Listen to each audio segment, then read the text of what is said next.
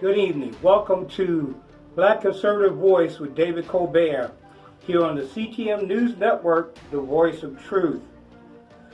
We're going to be talking today about the situation that's going on in the state of California right now in reference to reopening of schools. It says here, LA Teachers Union, schools can't reopen unless charter schools shut down and police are defunded. Boy, what foolishness. UTLA claims until vaccine available, starting school without policies to mitigate viral spread will compound trauma on students. Give me a break. It's already been proven that it doesn't even harm students of a certain age. Okay, so in what appears to be a labor union power play, the United Teachers Los Angeles Union announced Friday that Los Angeles Unified District schools effectively cannot reopen unless certain conditions are met. Privately operated, publicly funded charter schools are shut down and police are defunded. So we see here right now, they're trying to get rid of the competition. This is the Democratic Party way. We can't deal with them, we can't fight them, so we want to get rid of them. Well, the charter schools have done a lot for this country. It is something that's been put into force. It's something that's been very good for this country. I do not understand why they're trying to get rid of it. Medicare for all government-run health care is passed. This is what they're saying to open the school. And statewide wealth tax is implemented. Housing for homeless is fully funded. Financial support for undocumented students and families. And they want federal bailout because the CARES and HEROES Act providing funding K through 12. Give me a break. You want the government to take care of you, pretty much, California, and you can't even take care of your own citizens. K through 12 both fell far short of what would be needed to rescue districts and states and local governments. The source cited for the claim is the National Education Association, the largest labor union and special interest group in the United States. Ironically, many private schools and charter schools didn't miss a beat when Governor Gavin Newsom ordered schools across the state to close down due to the coronavirus.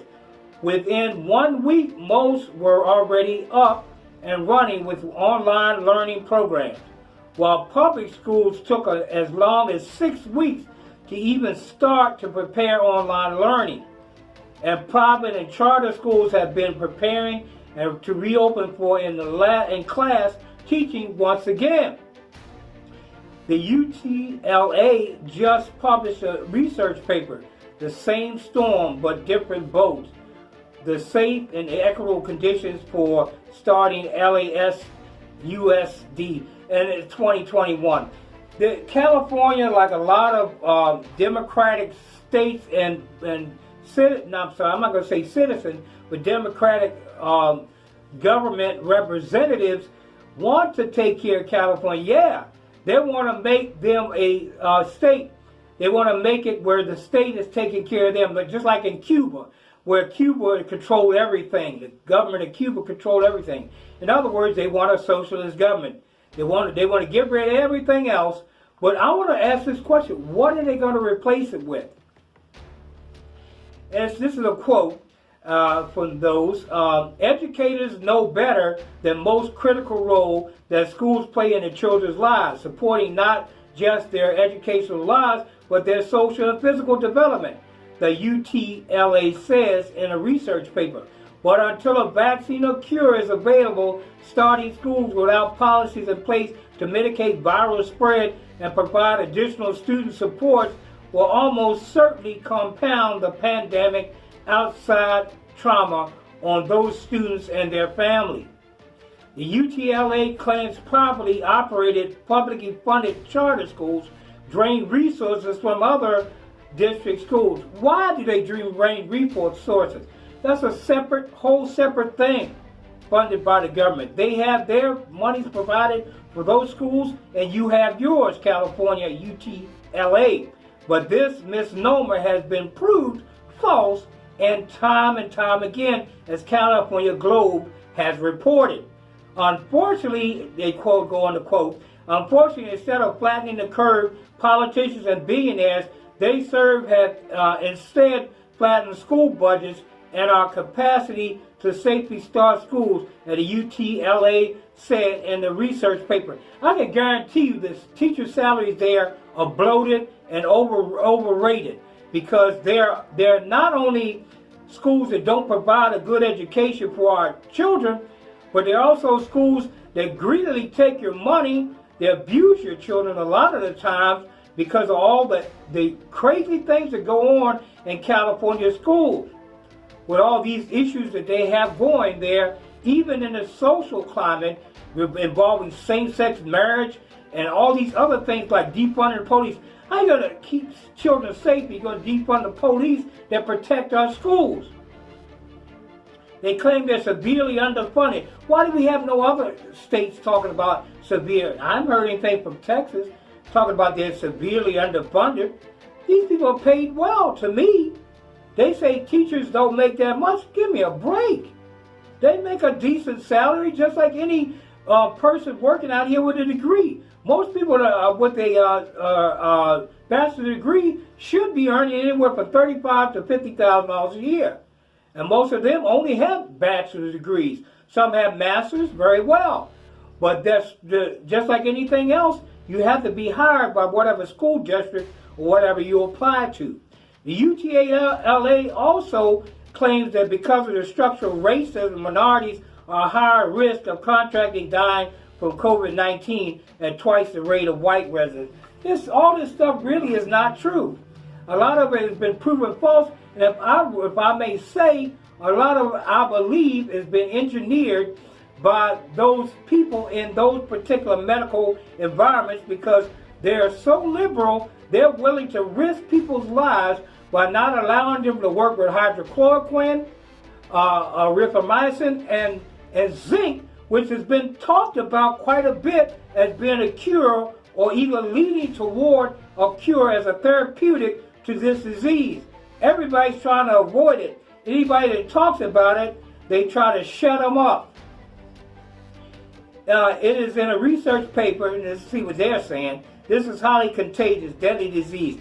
Yes, and it's like you got some of their scientists saying one thing, you got some saying something else. Well, we're going to take a short break right now. We'll be right back at you here on the Black Conservative Voice, here on the CTM News Network, the voice of truth. Welcome back. You're watching Black Conservative Voice on the CTM News Network, the voice of truth. Well, we're going to be, we'll read a little bit more of this story, and then we're going to move on, because California is always up to something. They've infiltrated Oregon and infiltrated Seattle to go disturb the residents up there with their liberal garbage through Antifa and through Black Lives Matter. Black Lives Matter is a predominantly white organization of white liberals who want to destroy the blacks. They want to destroy us by using our name or our race title to incite violence in Portland and several other cities across this nation. We need to get our focus off of these people. To me, as long as the media is paying attention and already bringing this thing up, it's going to stay in the media. What we need to do, and I call on President Trump and his administration, we need to go in, arrest all these people, clear it out, kind of like just do it and figure out what's going on. Because the thing is, you have some peaceful protesters, and then you have some people who are just slipping their way in there and causing violence and supplying people with stuff and inciting riots. To me, I believe this is a criminal activity, and it pretty much is. Now, the UTLA also promoting Proposition 13, split roll ballot measure. The California schools and local communities fund the Act 2020, also known as School of Communities First. This proposition in November 2020 ballot will increase the funding to education. You know, this amazes me. The Democratic Party is always pushing education, yet they're the party that's trying to stop education.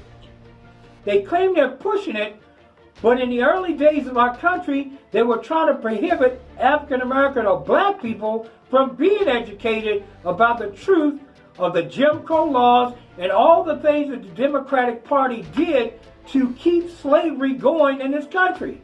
And they're still doing it through these liberal policies, which will keep our people in bondage, because what they are doing is providing entitlements. Why do we want more entitlements? We need less entitlements and more education. And we don't need more funding for education. We just need to utilize what is already there in our school systems and in our community at large. There are a lot of community organizations that educate people. Not only the public school district, there are private schools, and there are charter schools and other educational facilities. So get yourself educated. And I'm calling on the black community, please educate yourself on your history. Don't let them tell you stuff and you just go off half-cocked doing stuff that has nothing to do with the truth. So moving on. We're going to talk a little bit today about the largest Florida police union, which is going to back our president, President Donald J. Trump. They're tired of being punching bags. That's their words. They're tired of being punching bags. Florida's largest police union endorses President Donald Trump in a unanimous vote. The Florida PBA makes the first endorsement in 8 years. PBA President John Kazakian explains ahead of his meeting with the president. The president of the largest police union in Florida appeared on Fox and Friends Friday to explain why the organization is supporting President Trump. We're 30,000 strong, he said. We go from the Panhandle to Daytona Beach, Florida, to Tampa, down to Miami and the Florida Keys, says the president of the Florida Police Benevolent Association, John Kasassian. Kasassian explained that the decision to endorse President Trump started with his move last week to call for an emergency meeting via conference phone with all the chapter and charter presidents and the board of directors. And I know the Democratic Party will call this trying to get re-elected. Well, I'll tell you what, if he is trying to get rid, he's got a good reason. He is helping the American people, Democratic Party. That's why we want it back in there. Yes, the black Americans, conservatives. I spelled it out, he said, on what's going on, not just in Florida, but across the country. That, hey, you know what, we're getting beat up. This is what he's telling the president. We're getting used like punching bags, and we're tired of it. And President Donald J. Trump has been there for us. He has supported us. Also, Kashashi's comments came after a Florida County level union rescinded its endorsement of Democratic candidate for the state legislature in the wake of public statements in which he called for the police to be demilitarized and questioned the need of patrol officers to drive unmarked cars. Fox News has learned police departments withdraw from agreements with Milwaukee to assist them with their DNC security video. The Palm Beach County Police Benevolent Association, which boasts approximately 5,000 members, endorsed former prosecutor turned criminal attorney Michael Weinstein in his bid for State House seat at the beginning of July. But after Winehouse completed a questionnaire with South Florida Centennial, which was published on June 26th, Union changed its mind, Kashashian told Fox News. When Michael Weinstein came to the Palm Beach County PBA seeking our endorsement, he expressed to us that he supported and respected the police and law enforcement in general. Kashashian said in a statement he never expressed the view that the police are militarized, that unmarked police cars cause distrust, and called for more civilians to remove boards. all of which he later said the Sun Centennial perhaps win their endorsement. Had we known he supported these drastic changes to policing, which we strongly oppose, we could have never endorsed Weinstein for that Senate seat in Florida, pretty much. I got a motion to endorse President Donald J. Trump for the 2020 presidential election, he said. Kasatsian went on to say not only the 30,000 votes that we had from members in Florida, don't forget about our friends and family and retirees that believe the last cycle we also put the president on top, and guess what? We're going to come out in force this time to put the president on top. Amen, Mr. Kasatsian. Kasatsian said that he will meeting with President Trump to hand him the endorsement later. He did on Friday at the White House. And he said, I'm proud to do it. And I'm sure he's proud to be an American. He's not out trying to hurt his brothers and sisters in uniform just because one person did something wrong. And I'm not saying that guy was the only one that did something wrong. There's been other officers that have done wrong things. But we cannot use this as a platform to try to defund the police. They protect everybody, including the black community as well, from our own self, thank God. Because a lot of black-on-black crime goes on daily. They're killing their own brothers and sisters in this country, and they need to stop it. And I'm calling on the blacks also. Stop killing your brothers and sisters. I don't care what gang they belong to. Stop showing this garbage out to the world that you're willing to kill your own people. For what? For what? Anyway, this is Black Conservative Voice, and I'm David Colbert. We're going to take a short break, and we'll be right back with you in a moment here on the CTM News Network, the voice of truth. Welcome back. You're watching Black Conservative Voice here on the CTM News Network, the voice of truth. And another piece of information, I want to just do a little in-between here right now and talk a little bit about President Obama and the fact that he used John Lewis's funeral to try to divide the country more. Speaking of George Wallace and others in the Democratic Party, I may say, who were racist and segregationists in the South during the civil rights times. He used them as examples as though it was something probably coming out against the Republican Party. Well, I'm sorry, Mr. Obama, or former President Obama, thank God he's former. That party was a Democratic Party, and Nancy Pelosi, you still need to bring a bill to change the name of that party, because they were the party that supported slavery, and they were also the party that would not vote for the Civil Rights Act of 1964 and or the 14th Amendment that was giving the African American men at that time only the right to vote at the turn of the century.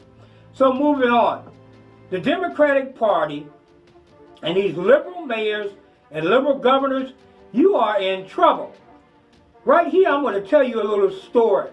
I was raised in this country from a young man, and I watched something that happened and transpired in Chicago in the Italian-American community in front of where the statue of Christopher Columbus has stood, an Italian-American, somebody who brought people into this country and was charted with discovering this country. Now Mayor Lori Lightfoot has removed the Italian monument. Some Italian Americans are outraged over removal of Christopher Columbus statue in Chicago. This is an article I'm quoting from Chicago's Fox 32, the lady Miss Matthews. Some Italian outraged over removal of Christopher Columbus statue in Chicago. Some Italians are sounding off about Mayor Lori Lightfoot's decision to remove 2 Christopher Columbus statues in Chicago. I didn't even know that. But Chicago, some Italian Americans are sounding off, as I said earlier. They say this: We feel that Mayor Lightfoot betrayed us, said Andre Dominio of the Italian American One Voice Coalition. One voice, it was being said here. Some in the Italian American community feel Mayor Lightfoot and went behind their backs, choosing to remove the 2 Columbus statues in the middle of the night with no answer as to where they were taken. Now I'm going to tell you a statement that was made in that thing. I'm not accusing the Italian American community. They were very careful to let them know that we're talking politically. But I'm going to tell you, Mayor Lightfoot, you need to watch out. They mentioned things like, we're going to target you. Now, they were saying it's political, and I'll agree with them on that. But I don't know if you remember the history of Chicago, Mayor Lightfoot, but I think you better be watching out. Chicago has a rich history, a rich Italian history, and the people there have been supportive of this government here, praise God. And we feel, as he was saying, that he feels, Dominio was saying he would feel that the mayor, Lightfoot, is betrayed the Italian people.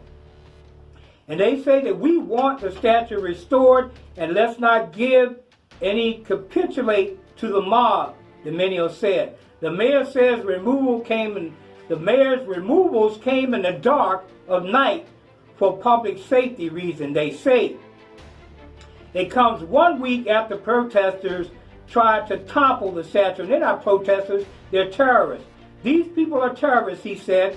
The way they go about breaking windows of small businesses, robbing and looting, destroying our great city, painting the streets. These are terrorists, and they have a mayor that's backing them up.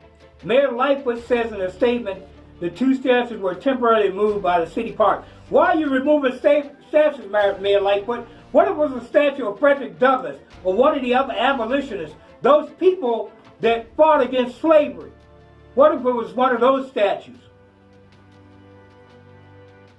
These terrorist groups of BLM and also Antifa need to be removed themselves. And I'm counting on our president to enact laws and rules to get rid of all that. If a protest turns violent, I want them to immediately arrest those involved in the violence. And I don't care if they join in it with the crew or not. They need to have the National Guard come in and arrest anybody who is bringing violence on the communities. There's a lot of them do not even live in. To go and say, all of this, they say again, Mr. Dominio, he said all of this they are spewing about Columbus is just not factual. If you check the reputable sources, Dominio said, this is an attack on Italian Americans. And I agree with you, Mr. Dominio, and we do need to do something about it. And if they're going to be violent towards you, you're welcome to come after them as well. Because they're saying that it's peaceful protest, but neither one of us believe that. It's not a peaceful protest. When you violently remove statues, you hurt the people there, you hurt the police, they injured 49 police that wanted to protect their city. This is pure foolishness. And I am calling for President Trump to bring the National Guard, and they can say what they want about him. I will vote for you. I will elect you back in office. I'm sure there's a lot more Americans that will stand up with you to end this foolishness in this country. Well, once again, you're watching the Black Conservative Voice here on the CTM News Network, the voice of truth. Please join with me in November and let's vote for Donald J. Trump. Put him back into office so that we can end all this foolishness. Because we know that if you put him back in office, those idiots have been exposed already. And when I say idiots, I mean those far left Democrats, people like Ocasio-Cortez. I don't know. I don't understand them. But I understand this. I understand that they're Marxists, Antifa's Marxists, and so is BLM. And BLM is not run by African Americans or black people. It was started by LGBT, 3 black women. But do we need representation like that? We need somebody like Martin Luther King wouldn't do that, but he's already been here and he's already told us what he believed to be true. He believed that we were all created equal just as well as the Constitution. And that is what was fought for in the 1964 Civil Rights Act. Well, once again, I want to thank you for joining me here on the Black Conservative Voice. And I'll say what I always say, God bless you, God bless America, and God bless the world. Till next time, this is David Colbert here on the CTM News Network, the voice of truth. Good night.